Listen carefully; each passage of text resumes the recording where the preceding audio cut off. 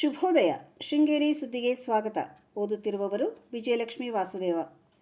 ಶ್ರೀ ವಿಶ್ವಾವಸುನಾಮ ಸಂವತ್ಸರ, ಉತ್ತರಾಯಣ, ಹೇಮಂತ ಋತು, ಪುಷ್ಯಮಾಸ, ಕೃಷ್ಣ ಪಕ್ಷ, ದ್ವಾದಶಿ, ಜ್ಯೇಷ್ಠ ನಕ್ಷತ್ರ, ದಿನಾಂಕ 15/1/2026 ಗುರುವಾರ.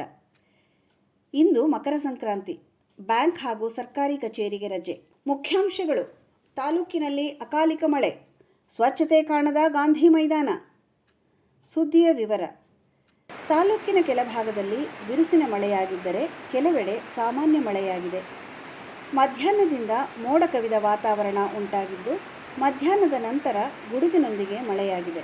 ಗಾಂಧಿ ಮೈದಾನ ಗಬ್ಬೆದ್ದು ನಾರುತ್ತಿದ್ದರೂ ಇದಕ್ಕೂ ತಮಗೂ ಸಂಬಂಧವಿಲ್ಲ ಎನ್ನುವಂತೆ ಕಂದಾಯ ಇಲಾಖೆ ಕಣ್ಮುಚ್ಚಿ ಕುಳಿತಿದ್ದು, ಜಿಲ್ಲಾಡಳಿತ ವಶಕ್ಕೆ ಪಡೆದ ಹುಮ್ಮಸ್ಸು ಈಗ ಇಲ್ಲವಾಗಿದೆ ಎಂದು ಪಟ್ಟಣ ಪಂಚಾಯಿತಿ ಮಾಜಿ ಅಧ್ಯಕ್ಷ ಎಚ್.ಎಸ್. ವೇಣುಗೋಪಾಲ್ ತಿಳಿಸಿದ್ದಾರೆ. ಪತ್ರಿಕಾ ಹೇಳಿಕೆ ನೀಡಿ ಪ್ರತಿದಿನ ನೂರಾರು ಪ್ರವಾಸಿ ವಾಹನ ನಿಲುಗಡೆಯಾಗುತ್ತಿದ್ದು, ಗಾಂಧಿ ಮೈದಾನವೆಲ್ಲ ಕಸದ ರಾಶಿ ತುಂಬಿಕೊಂಡಿದೆ. ಇದಲ್ಲದೆ ವಾಹನ ನಿಲುಗಡೆಯೂ ಅಸ್ತವ್ಯಸ್ತವಾಗಿದ್ದು, ವಾಹನಗಳು ಬೇಕಾಬಿಟ್ಟಿಯಾಗಿ ನಿಲ್ಲುತ್ತಿದೆ. ಜಿಲ್ಲಾಡಳಿತ ಮೈದಾನವನ್ನು ಪಟ್ಟಣ ಪಂಚಾಯಿತಿ ಸುಪರ್ದಿಯಲ್ಲಿದ್ದ ತನ್ನ ವಶಕ್ಕೆ ಜೂನ್ನಲ್ಲಿ ಪಡೆದುಕೊಂಡಿತ್ತು. ಶಾಸಕರು ಇದೇ ಮಾರ್ಗದಲ್ಲಿ ಸಂಚರಿಸಿದರೂ ಕಸದ ಬಗ್ಗೆ ಚಕಾರವೆತ್ತದಿರುವುದು ಆಶ್ಚರ್ಯ ತಂದಿದೆ. ತುರ್ತಾಗಿ ಜಿಲ್ಲಾಡಳಿತಕ್ಕೆ ನಿರ್ದೇಶನ ನೀಡಿ ತ್ಯಾಜ್ಯ ವಿಲೇವಾರಿ ಮಾಡಬೇಕು ಎಂದು ಆಗ್ರಹಿಸಿದ್ದಾರೆ.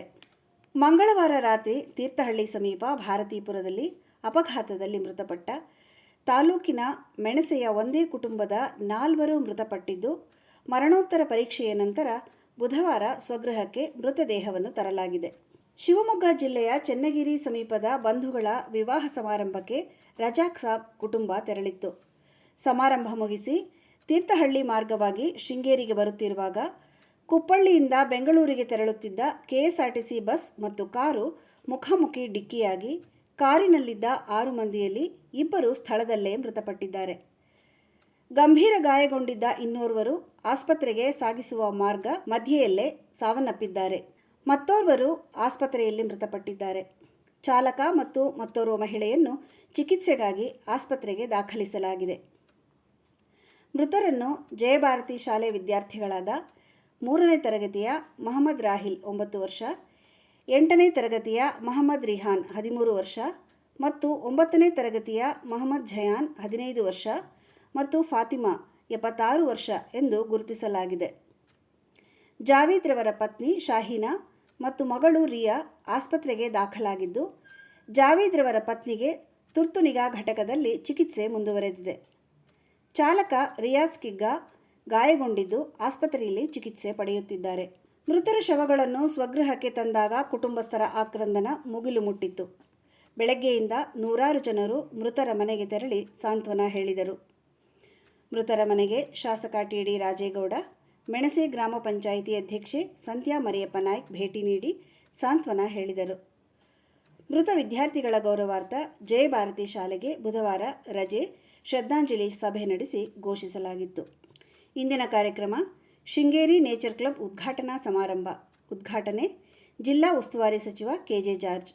ಕಾರ್ಯಕ್ರಮ ಉದ್ಘಾಟನೆ ಶಾಸಕ ಟಿ.ಡಿ. ರಾಜೇಗೌಡ. ಅಧ್ಯಕ್ಷತೆ ಕ್ಲಬ್ ಅಧ್ಯಕ್ಷ ನಟರಾಜ್. ಸ್ಥಳ ಹೊಸತೋಟ, ಮೆಣಸೆ. ಸಮಯ ಬೆಳಗ್ಗೆ 11. ಸುದ್ದಿ ಸಂಪಾದಕ ಕೆ.ಎಲ್. ಗೋಪಾಲಕೃಷ್ಣ. ಸಹಕಾರ ಕೆ.ವಿ. ರಮೇಶ್. ತಾಂತ್ರಿಕ ಸಹಕಾರ ಮಿಥುನ್ ಗುಡ್ಡೆತೋಟ ಮತ್ತು ಸೌಮ್ಯ ವಿಜಯಕುಮಾರ್. ಜಾಹೀರಾತು ಮತ್ತು ಪ್ರತಿಕ್ರಿಯೆ ನೀಡುವವರು ಶೃಂಗೇರಿ ಸುದ್ದಿ ಕೇಳಲು ನಿಮ್ಮ ಹೆಸರು, ವಾಟ್ಸಪ್ ಸಂಖ್ಯೆಯನ್ನು 9448843831ಗೆ ವಾಟ್ಸಪ್ ಮಾಡಿ. ವಂದನೆಗಳು.